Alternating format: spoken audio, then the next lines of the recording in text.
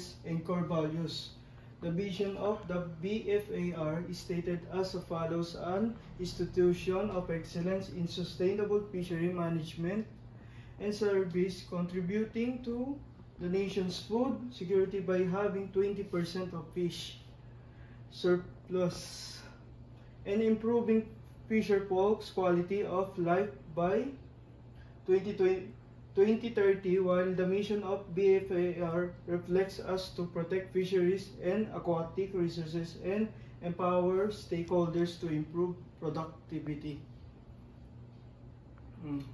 The goals of the BFAR are stated as to attain the vision of a sustainable and competitive fishery industry. We must have sufficient contribution to national food security, inclusive growth within the industry, sustainable science-based fishery and aquatic resources management practices, and compliance to international laws, policies, and standards, and enforcement of local laws and regulations.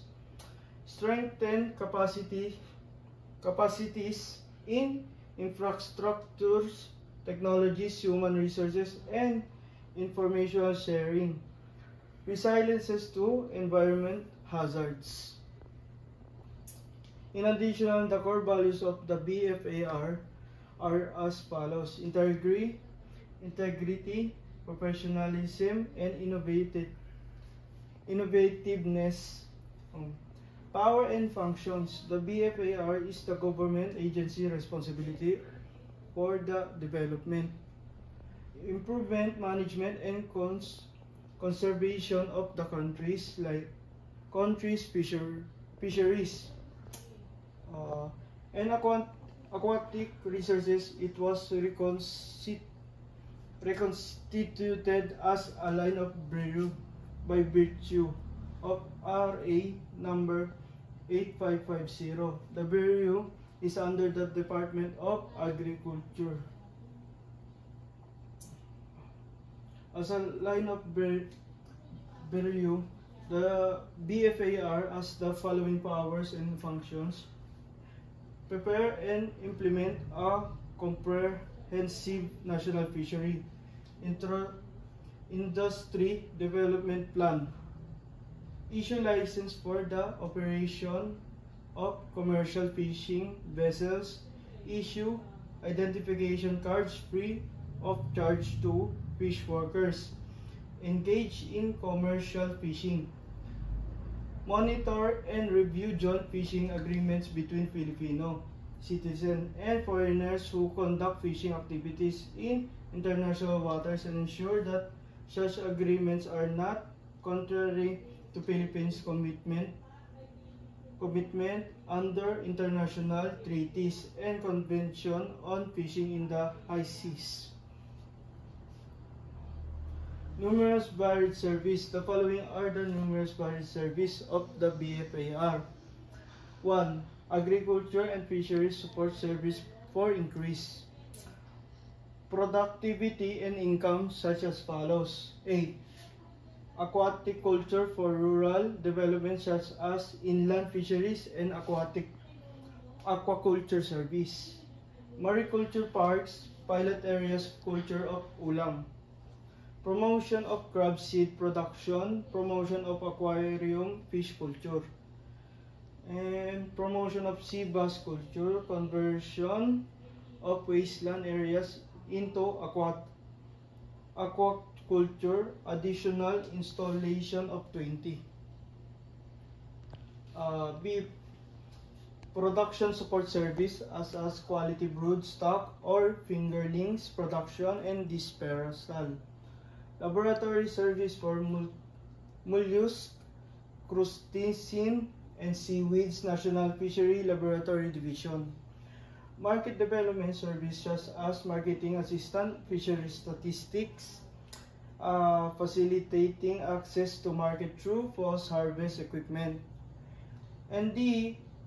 Post-harvest and other agriculture infrastructure or supportive service, such as ACCP, Base Fish Inspection Unit, Administrative Support and Product Certification Unit, Maintenance of BFAR Quality Assurance Laboratories, Promotion of Value-Added Products. Tapos to Dynamic Clients, Responsive and Rational Applied and Basic Research and Development Services as follows. A. Extension Support, Education and Training Service such as trainings and technical assistance, undergraduate fisheries scholars grant, support to municipal fisheries folks, that is integrated livelihood, lakbay-aral for fisher folks, and increased participation of women in fisheries. C. Research and Development Service such as aquaculture, that is continued research and development studies in culture of tilapia, ulang, non-traditional species. Research studies to reduce production costs in aquaculture, for example, the formulation of low cost of feeds. Ship of fishery operating from China Sea to Pacific Ocean. Ship development of Eastern Philippines and Regional 1 and 2 for commercial fisheries, marine fisheries. The Dynamic Research and Development Service focus on extension, support through training, technical assistance, fisheries scholarship, and support for municipal fisher folk via integrated livelihoods, lakbay-aral programs, and enhanced women participant research efforts and control. Ulang and non-traditional. So, 3.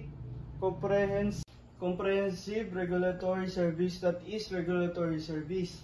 Plans, policies, programs, and project formulas, coordination, advocacy, monitoring and evaluation such as Fishery Information Management Center, and policies formulation and planning service.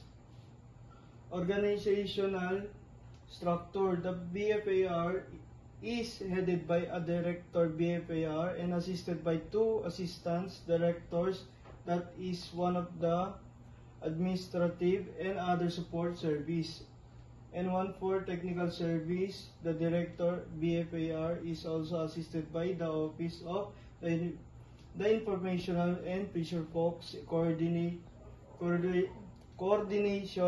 Center. The national office is located at 3FPCA Bastra Street, Quezon City. The administrative and other support service is composed of the following division, namely Administrative Division, Financial and Management Division, Legal Division, Fishery and Planning and Economic Division, Fishery Regulatory and License Division. Standard Operating Procedure as provided for by Part 4 Fisheries Law Enforcement Manual of Operation. Hereunder are the Standard Operating Procedure relatively with the performance of the mandated powers and functions of the FLU BFAR. Information on gathering pre-operation, actual operation. The law enforcement team must ensure that the checkpoint is set up a well-lighted area and the signage is visible at night. In addition, and if possible, the area must be equipped with a CCTV camera, a standby marked vehicle, for example PNP, BFAR, or LGU. Market vehicles must be made available. All personnel remaining the checkpoint must be in proper uniform of their respective agency. Thank you po.